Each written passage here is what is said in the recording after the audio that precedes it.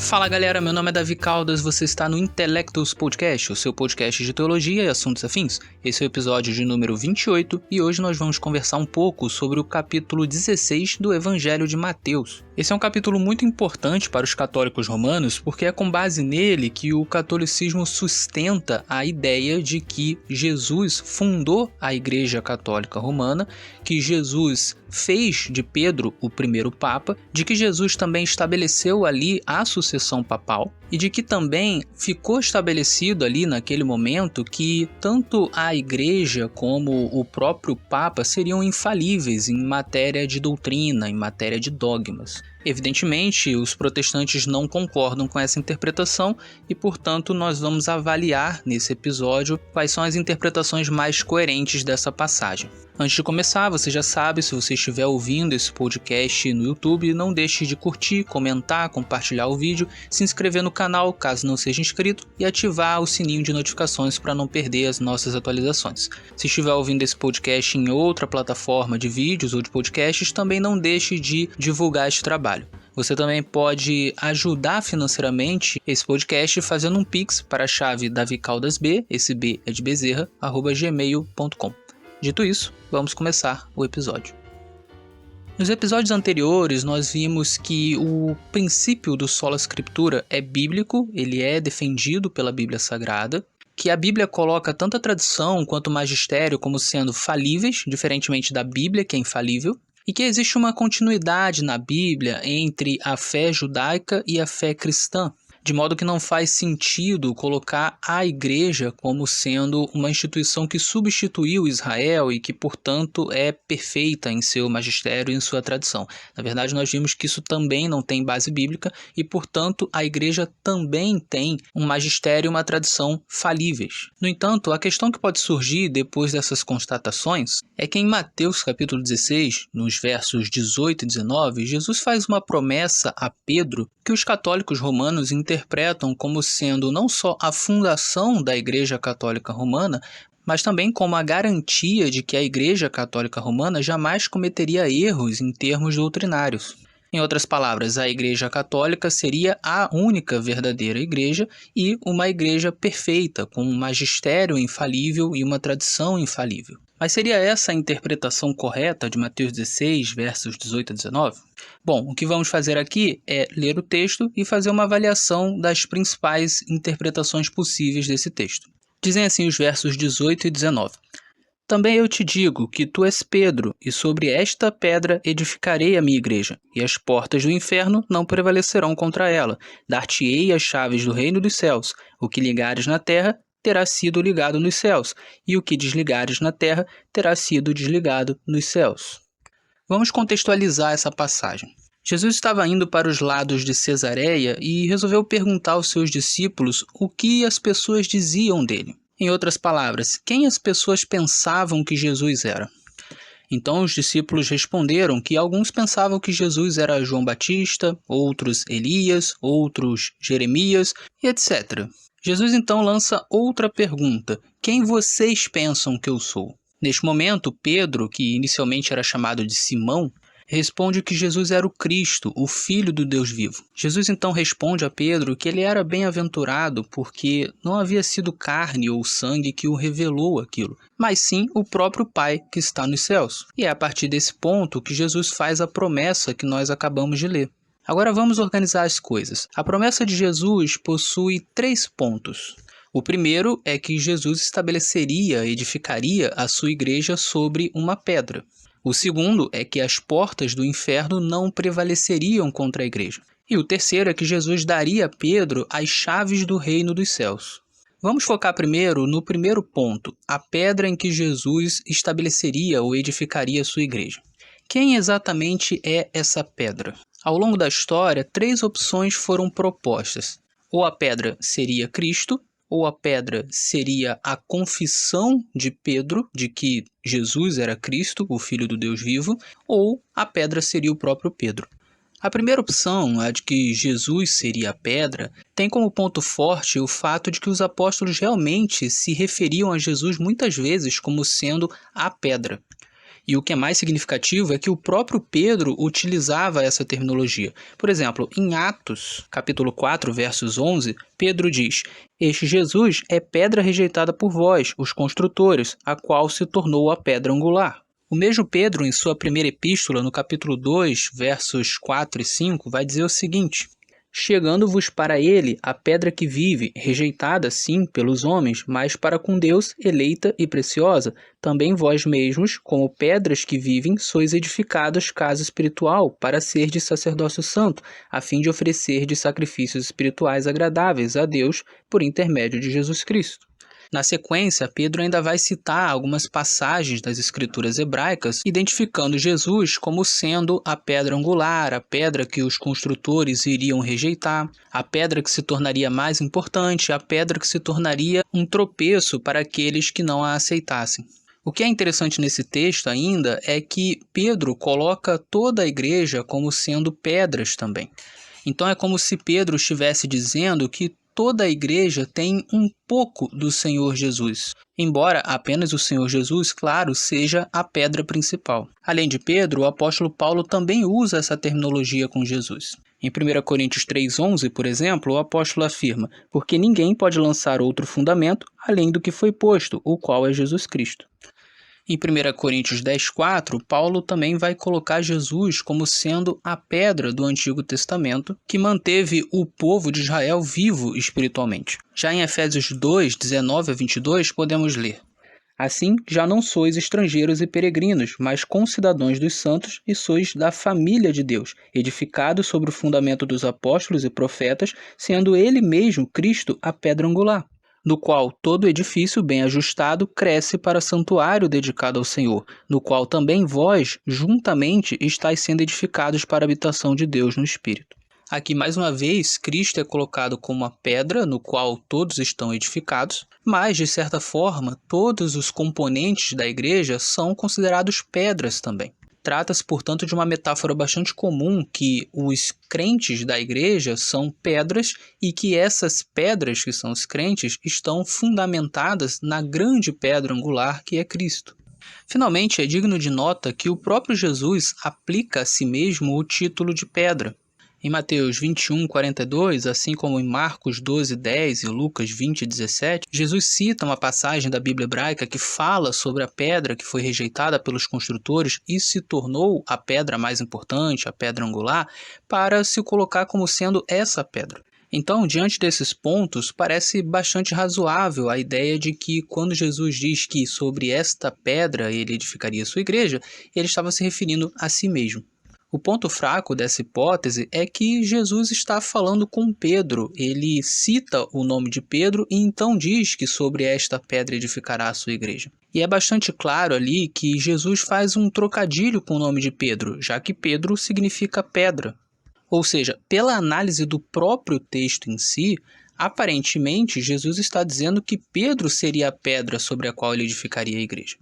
Assim, de um lado, nós temos várias passagens do Novo Testamento que colocam o próprio Jesus como sendo a pedra, inclusive falas do próprio Pedro, e de outro lado, nós temos esse texto aparentemente indicando que Pedro seria a pedra. Como esse impasse pode ser resolvido? Bom, uma possibilidade interpretativa é de que a pedra não é exatamente Cristo, mas sim a firmeza de quem está em Cristo. Deste modo, o que Jesus estaria querendo dizer para Pedro é mais ou menos o seguinte: Pedro, você é firme como uma pedra, porque está em mim, e sobre esta firmeza eu vou edificar a minha igreja. Em suma, embora nessa hipótese a pedra não seja diretamente Jesus, ela está relacionada a Jesus porque ela é a firmeza que Jesus tem e que Pedro acaba manifestando também porque está, pelo menos naquele momento, em Cristo Jesus. Olhando por esse ângulo, faz sentido que Jesus use um trocadilho. Ao usar esse trocadilho, Jesus está conectando Pedro a ele mesmo. Não no sentido, claro, de que Pedro seja melhor que os outros ou que ele esteja em uma posição absolutamente diferente dos outros, mas no sentido de que naquele momento Pedro manifestou estar conectado com Cristo. E é justamente essa conexão que Jesus quer exaltar. Isso porque a firmeza sobre a qual Jesus edificará a sua igreja só pode existir, só pode vir à tona se houver uma conexão íntima entre o crente e o próprio Jesus, que é a rocha. Jesus, portanto, está lembrando a Pedro que até mesmo no nome dele, o nome que o próprio Senhor colocou, já que ele se chamava Simão anteriormente, está esse lembrete de que sem Jesus nós nada podemos fazer. E Pedro, como já vimos, parece ter se lembrado disso durante toda a vida, já que ele enfatiza que Jesus é a pedra angular, é o fundamento da igreja. A segunda hipótese é a de que a pedra é a confissão de Pedro. De fato, com toda certeza, essa confissão de que Jesus é o Cristo, o Filho do Deus vivo, é o fundamento de toda a igreja. Esse seria um ponto forte a favor dessa hipótese. O ponto fraco é que, mais uma vez, ela não resolve o problema do trocadilho que Jesus faz com o nome de Pedro e do aparente direcionamento da promessa ao próprio Pedro, o que faz realmente nós pensarmos de que Pedro, nesse contexto, seria a pedra sobre o qual Jesus edificaria a sua igreja. No entanto, é importante destacar que essa visão de que a confissão de Pedro seria a pedra foi defendida por muitos pais da igreja ao longo dos séculos. Isso não quer dizer que eles rejeitavam a hipótese de que o próprio Pedro poderia ser a pedra. Apenas quer dizer que muitos deles também consideravam a hipótese de que a pedra era a confissão de Pedro. Finalmente, a terceira hipótese é a de que, de fato, Jesus estava falando de Pedro. A pedra era Pedro. O ponto forte, evidentemente, é que essa hipótese resolve o problema do trocadilho e do direcionamento da promessa a Pedro.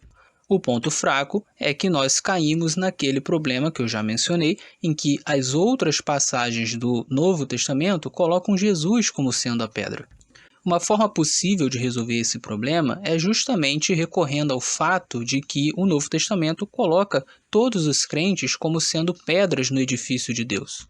Assim sendo, o que Jesus poderia estar querendo dizer a Pedro é que ele, enquanto estava ligado a Jesus, era uma pedra ou era firme como uma pedra. E era sobre esse tipo de firmeza que Jesus edificaria a sua igreja.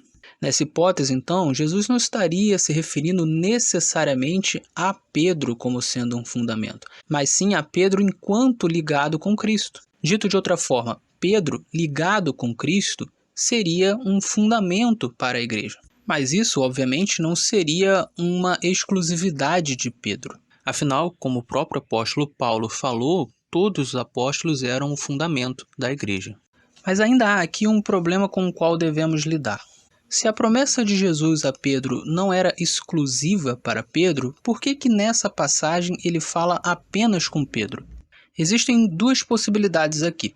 A primeira é de que, como Pedro naquele momento havia sido o único que deu a resposta correta à pergunta de Jesus, também foi o único a receber aquela promessa de Jesus. Mas isso não significa que aquela promessa não se estenderia aos outros apóstolos.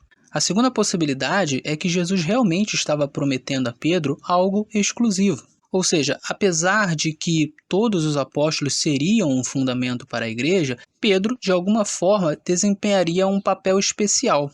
Neste ponto, o ouvinte pode pensar, pois essa é a visão católica. Pedro recebeu ali uma promessa especial. Jesus o colocou ali como o primeiro papa, e a partir dali haveria uma sucessão de papas. Mas note que isso não está no texto e sequer pode ser deduzido do texto. A verdade é que se Jesus estava dizendo que edificaria sua igreja sobre Pedro, o sentido mais óbvio e mais natural disso é que Pedro teria um papel de destaque na inauguração da igreja, no início da igreja. E isso é algo facilmente constatável no livro de Atos. No capítulo 2, por exemplo, vemos que a primeira grande pregação dos apóstolos, logo após a descida do Espírito Santo, foi feita por Pedro. E a partir dessa pregação, mais de 3.000 pessoas se converteram. Também vemos nos capítulos 3, 4 e 5 que o apóstolo Pedro era sem dúvida um dos mais destacados. O autor de Atos sempre coloca Pedro como sendo o principal fazendo discursos, o principal pregando o evangelho e um dos principais fazendo milagres. Já no capítulo 10 e no capítulo 11, vemos que Pedro teve um papel muito importante ao receber de Jesus o sonho com os animais puros e impuros no lençol. A partir desse sonho e também depois do evento em que Pedro prega o evangelho na casa de Cornélio, que era um gentil, o apóstolo entende a mensagem de Deus. Deus estava querendo que o evangelho fosse pregado também aos gentios. E com esse entendimento, Pedro acaba abrindo as portas para que essa pregação existisse. Afinal de contas, existia um preconceito muito grande entre os judeus e os gentios, mas com o testemunho de Pedro, muitos judeus crentes em Jesus começaram a aceitar a conversão dos gentios. Finalmente, Pedro também tem um papel muito importante no primeiro concílio da igreja, lá em Atos 15. Ali houve uma grande discussão entre os apóstolos e os outros líderes da igreja sobre se os gentios deveriam ser circuncidados ou não. E Pedro, com o seu testemunho de que os gentios estavam recebendo a Jesus e recebendo o Espírito Santo mesmo sem ser circuncidados, foi determinante para que os membros da reunião pensassem a questão com mais cuidado, ouvissem também os testemunhos de Paulo e Barnabé, que estavam pregando em outros lugares para gentios, e por fim concluíssem que realmente não se deveria impor a circuncisão aos gentios, que aliás, como já explicamos no episódio anterior, nunca foi uma obrigação para os gentios, nem mesmo no Antigo Testamento. Em suma, historicamente é inegável que Pedro teve um papel fundamental no início da igreja para que a igreja fosse edificada, construída, para que ela crescesse, para que ela se expandisse.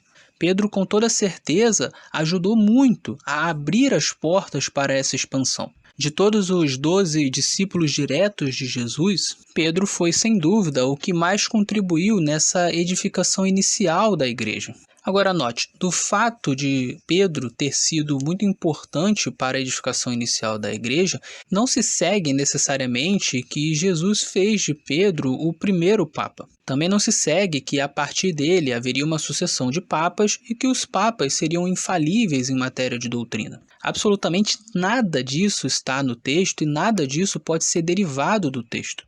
É perfeitamente possível que Pedro tenha sido a pedra sobre a qual Jesus edificou a sua igreja, simplesmente no sentido de ter sido um personagem muito importante para essa edificação inicial da igreja.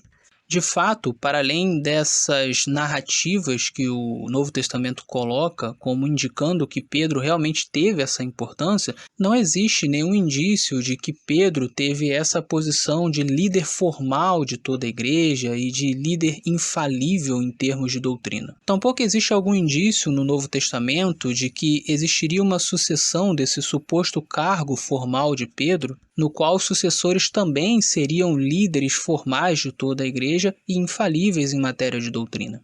Em suma, nem o texto de Mateus 16 diz isso, nem o resto do Novo Testamento diz isso. Afirmar isso é ir muito além do que a Bíblia efetivamente afirma. E é claro, aqui o católico pode dizer, tudo bem, a Bíblia não afirma isso, mas como católico eu acredito no magistério e na tradição. E a partir do magistério e da tradição, nós sabemos que sim, Pedro foi feito o primeiro papa e houve a partir dele uma sucessão papal. Bem, esse argumento tem de fato coerência interna. Para o católico, já que ele não acredita no sola scriptura, ele não precisa basear a doutrina de que Pedro foi o primeiro papa na Bíblia Sagrada. No entanto, uma vez que nós já analisamos em episódios passados que o sola scriptura é bíblico e que o tripé Bíblia, Magistério e Tradição, que é defendido pela Igreja Católica, é contrariado pelas Escrituras, então essa interpretação acaba se tornando um tanto frágil. Em suma, existem várias interpretações possíveis do texto de Mateus 16, e mesmo se considerarmos que Jesus está falando que Pedro é a pedra sobre a qual ele edificaria a igreja, naquele texto específico, isso não implica que Jesus estava fazendo de Pedro o primeiro papa e estava criando ali uma sucessão papal. O texto não diz isso e é muito mais provável e muito mais natural pensar que, na verdade, Jesus estava dizendo que Pedro teria um papel fundamental no início da igreja, o que de fato ele teve e o próprio Novo Testamento testemunha. Tendo interpretado esse primeiro ponto, passemos agora ao segundo ponto. Jesus afirma que as portas do inferno não prevaleceriam contra a igreja. Muitos católicos interpretam esse trecho como significando que a Igreja seria infalível em termos de doutrina. Contudo, mais uma vez, essa não parece ser a leitura mais natural do texto. O termo traduzido como inferno em nossas Bíblias, na verdade, é a palavra grega Hades. Na mitologia grega, Hades era o nome que se dava ao mundo dos mortos, bem como ao deus do mundo dos mortos. E é interessante ressaltar que essa palavrinha, Hades, foi utilizada na Septuaginta, que era a tradução grega do Antigo Testamento, para traduzir o termo hebraico Sheol. E o que significa Sheol na Bíblia hebraica? Significa literalmente sepulcro, sepultura, cova ou ainda abismo. Em outras palavras, os judeus utilizavam o termo Hades para se referir ao Sheol, que era a sepultura. Quando então Jesus diz que as portas do Hades não prevaleceriam contra a igreja, o que é mais provável que ele esteja querendo dizer é que a morte não prevaleceria contra a igreja. Sepultura sempre tem a ver com a morte. E aqui o contexto nos ajuda muito a entender por que Jesus faz essa promessa. Desde seu início, a igreja sofreu forte oposição de diversos grupos e chegou a ser perseguida fisicamente. E nós sabemos que isso continuaria pelo segundo século, terceiro século e início do quarto século. Ou seja, durante séculos os cristãos passariam por duras perseguições e com certeza teriam medo de que a igreja pudesse ser absolutamente extinta por conta disso. Ora, uma vez que Jesus sabia que isso iria acontecer, ele deixa essa promessa como uma forma de encorajamento. Cada vez que os cristãos estivessem sendo perseguidos e estivessem vendo seus irmãos sendo mortos por causa do Evangelho, eles poderiam se lembrar dessa promessa de que as portas do Hades não prevaleceriam contra a igreja. Dito de outra forma, muitas pessoas poderiam morrer, mas ainda assim a igreja não seria extinta. Ora, essa promessa efetivamente foi sendo cumprida ao longo de todos os séculos. Depois de 2 milênios, a igreja continua existindo e com bilhões de membros.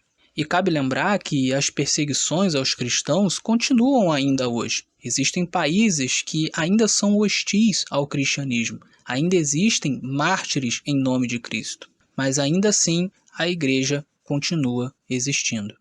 Em suma, mais uma vez, não parece que esse texto está falando alguma coisa sobre a Igreja Católica Romana. Tentar ler isso no texto é ler muito mais do que está escrito. Finalmente, podemos passar para o terceiro ponto. Jesus afirma que daria a Pedro as chaves do reino dos céus. Com essas chaves, tudo o que fosse ligado na terra seria ligado nos céus, e tudo o que fosse desligado na terra também seria desligado nos céus. Estaria aqui a prova irrefutável de que Pedro foi feito o primeiro papa e que também foi feito o primeiro em uma sucessão de papas? A evidência, mais uma vez, parece indicar que não. Isso porque, apenas 2 capítulos depois, em Mateus 18, nós vemos a repetição dessa promessa agora para todos os apóstolos. E além disso, os termos utilizados por Jesus parecem indicar que essa prerrogativa dada aos apóstolos, na verdade, se estendia a todas as igrejas locais. Leamos Mateus 18, dos versos 15 a 18, para entender melhor o que eu estou dizendo. Diz o texto: se o seu irmão pecar contra você, vá e repreenda-o em particular. Se ele ouvir, você ganhou o seu irmão. Mas, se não ouvir, leve ainda com você 1 ou 2 pessoas, para que, pelo depoimento de 2 ou 3 testemunhas, toda a questão seja decidida. E se ele se recusar a ouvir essas pessoas, exponha o assunto à igreja. E se ele se recusar a ouvir também a igreja, considere-o como gentil ou publicano. Em verdade lhes digo que tudo que ligarem na terra terá sido ligado nos céus, e tudo que desligarem na terra terá sido desligado nos céus. Como o ouvinte pode perceber, o que Jesus está fazendo aqui é ensinando os apóstolos como que as igrejas locais deveriam tratar um irmão que tivesse feito algum mal ao outro e que se recusasse terminantemente a se arrepender. A autoridade, portanto, de ligar e desligar coisas na terra e isso ser ligado e desligado no céu, estava se referindo a esse procedimento. Ou seja, se depois da igreja tentar de todas as formas convencer esse irmão a se arrepender e ele não se arrependesse, não se retratasse, a igreja poderia excomungá-lo, desligá-lo do rol de membros. E ao fazer isso, desde que dentro dos procedimentos que foram estabelecidos por Jesus, a decisão da igreja seria aceita nos céus como correta. Em resumo, Jesus estava dando autoridade administrativa para as igrejas locais para resolverem os seus problemas locais. O fato de que essa autoridade está sendo dada aos discípulos e, pelos termos utilizados por Jesus, a todas as igrejas locais, é um forte indicativo de que 2 capítulos antes, quando Jesus dá essa autoridade a Pedro, ele não está falando de nada exclusivo de Pedro. E se esse é o caso, até mesmo a afirmação de Jesus de que Pedro seria a pedra sobre o qual Cristo edificaria a sua igreja, ganha um outro sentido. Afinal de contas, Pedro era pedra, mas também todos os apóstolos eram pedras e seriam igualmente fundamento da igreja, segundo o próprio apóstolo Paulo afirma, e também todos os demais cristãos seriam pedras nesse edifício construído por Deus. Assim, é bastante razoável que Jesus não estivesse fazendo de Pedro um papa, um líder sobre toda a igreja, o primeiro de uma sucessão de papas. Jesus simplesmente estava destacando para Pedro, que ele respondeu corretamente quem ele era, qual autoridade tanto ele quanto os demais teriam. E se podemos ir um pouco mais longe, Jesus estava dizendo que Pedro, dentre os apóstolos, seria aquele com a maior relevância em relação à construção inicial da igreja. E é isso, no fim das contas, que o texto de Mateus 16 nos diz.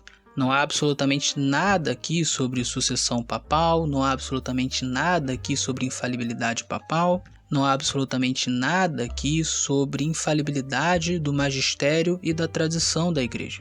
Com base nessas considerações, então, e também nos demais episódios que já vimos até aqui, podemos concluir que não existe base bíblica sólida para dizer que a Igreja Católica Romana é a igreja verdadeira, é a igreja infalível e que o Papa, o Bispo de Roma, é o cabeça sobre todas as igrejas da Terra.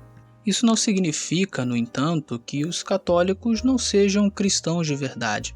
Para mim, e eu já disse isso em outros episódios, os católicos romanos são meus irmãos em Cristo. O que tudo isso significa apenas é que a instituição católica, como muitas outras instituições cristãs, possui seus erros. Apesar disso, com toda certeza, a Igreja Católica Romana está repleta de cristãos sinceros, verdadeiros, que amam a Jesus Cristo e que vivem uma vida piedosa. Isso é verdade tanto hoje quanto ao longo de toda a história.